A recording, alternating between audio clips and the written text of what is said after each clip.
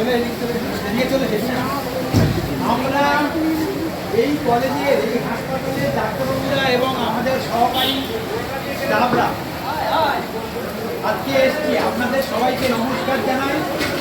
আজকে 24শে মার্চ বিশ্ব যক্ষ্মা দিবস, মানে আজকের দিনে সারা পৃথিবী জুড়ে যক্ষ্মা রোগের বিরুদ্ধে জোরদার লড়াই করার শপথ নেওয়া হচ্ছে। কারণ আমরা আমাদের বিশ্ব স্বাস্থ্য সংস্থা 2030 সালের মধ্যে যক্ষ্মাকে গলা ধাক্কা দিয়ে আমাদের পৃথিবী থেকে বিচারণ করবে বলে শপথ নিয়েছে। কিন্তু আমাদের সরকার আরও দৃঢ়প্রতিজ্ঞ হয়ে 2025-এর মধ্যে যক্ষ্মা রোগ বিতাড়নের কর্মসূচি দিয়েছে।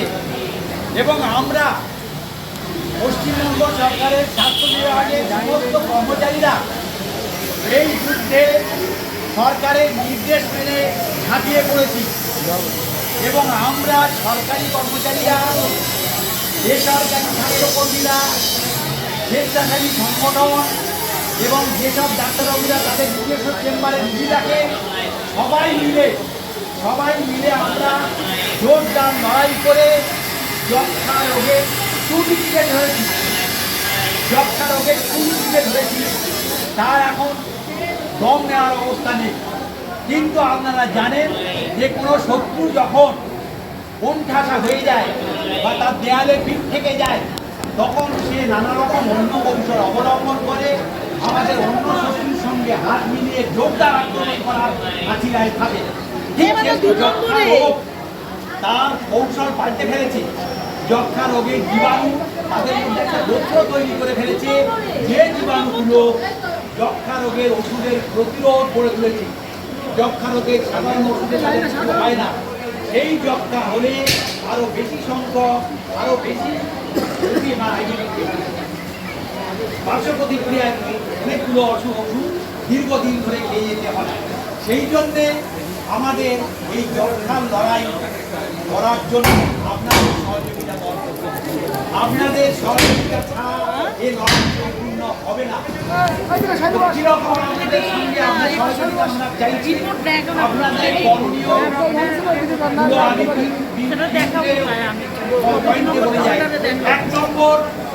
এক নম্বর আপনারা সবাই সুষম আহার করবেন, ধূমপান এবং মদ্যপান ত্যাগ করবেন। আপনাদের কারুর মধ্যে যদি ডায়াবেটিস বা HIV এই রোগ থাকে বা অপুষ্টি থাকে, সেগুলোর চিকিৎসা করবেন। করলে যক্ষ্মা রোগের আক্রমণের সম্ভাবনা কমে যাবে। কারণ এরা যক্ষ্মা রোগের দোষক। যক্ষ্মা রোগের আক্রমণের সম্ভাবনা কমে যাবে। যদি বা যক্ষ্মা রোগের রোগ আক্রান্ত হয়, তিনি খুব দ্রুত পরিত্রাণ পাবেন। দু নম্বর বলছি যে যারা যদি কেউ কারোর মধ্যে যক্ষ্মা রোগের লক্ষণ দেখা যায়, তাকে অতি দ্রুত, অতি সত্বর, তৎক্ষণাৎ সরকারি স্বাস্থ্যকেন্দ্রে কিংবা সরকারি হাসপাতালে, যেখানে যক্ষ্মা রোগ নির্ধারণ করা হয় এবং যেখানে যক্ষ্মা রোগের যথেষ্ট পরিষেবা, ওষুধ এবং অন্যান্য জিনিস যতদিন লাগে দেওয়া হয় এবং সেটা সম্পূর্ণ বিনামূল্যে দেওয়া হয়, সেখানে পাঠাবে। কেন সরকারি পরিষেবায় পাঠাবে? কারণ সরকারি পরিষেবা কাঠামোতে যক্ষ্মা রোগ নির্ধারণ এবং যক্ষ্মা রোগের যে চিকিৎসা হয় তা পৃথিবীব্যাপী এক এবং সেটা অত্যন্ত উন্নত মানের এবং সেটা বিনা পয়সায় পাওয়া যাবে, বিনামূল্যে। তাহলে আপনি অন্য কিছু করবেন না, মানে নিজে জড়িপুরি করবেন না, যোদ্ধা করবেন না, নিজের দোকান থেকে ওষুধ খেয়ে নেবেন না বা কোনো হাতুড়েকে দেখাবেন না।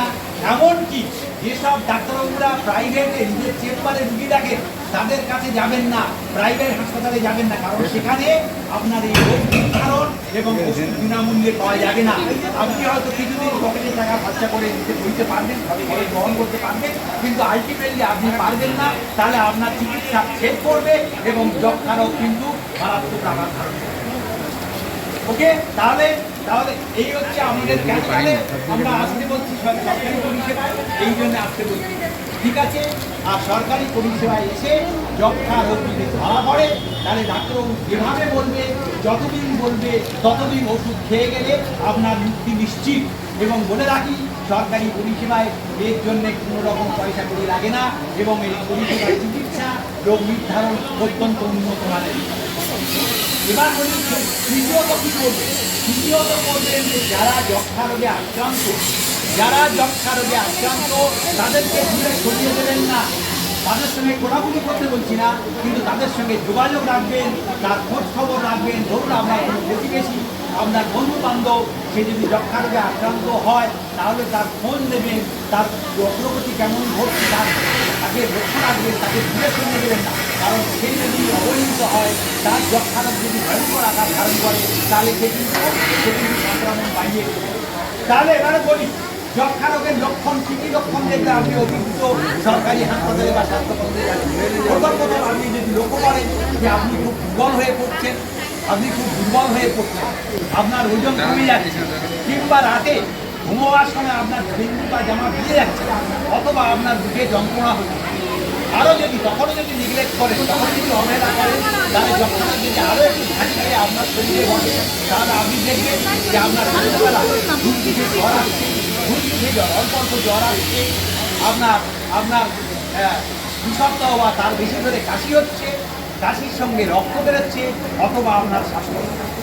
এই যে 8টা লক্ষণ বললাম, এর এক বা একাধিক যদি কোনো ব্যক্তির মধ্যে লক্ষ্য করেন, তাহলে তাকে অতি দ্রুত সরকারি স্বাস্থ্যকেন্দ্র বা সরকারি হাসপাতালে, যেখানে তার যক্ষা রোগের নিরূপণ হয় এবং চিকিৎসা হয়, সেখানে পাঠিয়ে দেবে বা সেখানে যেতে হবে। তাহলে আমাদের এই লড়াইয়ে আপনারা সামিল হয়ে আমরা নিবিড় একটা লড়াই করি, নিবিড় একটা সাহসে আক্রমণ করে যক্ষা রোগের টুটি চিপে তার নিঃশ্বাস বন্ধ করে তাকে মেরে ফেলি এবং আমাদের দেশকে যক্ষামুক্ত করি। ঠিক আছে, পরিশেষে আমি বলি একটা ছোট্ট কবিতা, ছোট্ট ছড়ার লাইন যেটা আমি বানিয়েছি, সেটা বলে শেষ করব। আপনাদের সহযোগিতার জন্য অসংখ্য ধন্যবাদ। আমাদের সরকার করেছে এক অঙ্গীকার, দেশ থেকে যক্ষা তাড়াবার। আমরা তাই দিচ্ছি ডাক, যক্ষা রোগ নিপাত যাক, এসব কাঁধ মিলিয়ে লড়ি, যুদ্ধ জিতবা। ধন্যবাদ, ভালো থাকবেন, সুস্থ থাকবেন, অন্যকে সুস্থ রাখবেন। Thank you.